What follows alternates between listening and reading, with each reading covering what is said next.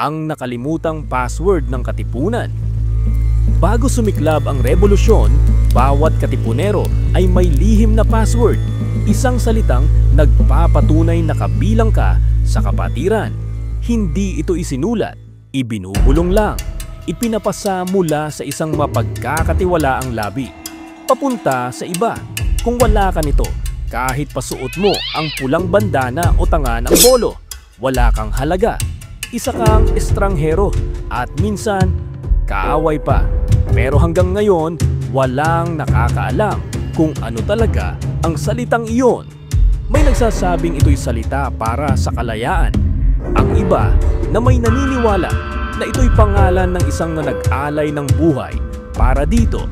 Kaya ikaw, kung ikaw ang isang katipunero, anong salita ang pipiliin mong maging tagapagbantay ng iyong revolusyon?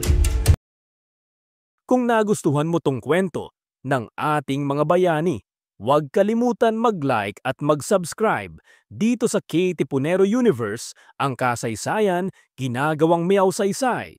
Kita-kits sa susunod na kwento ng tapang at kalayaan, Philippines.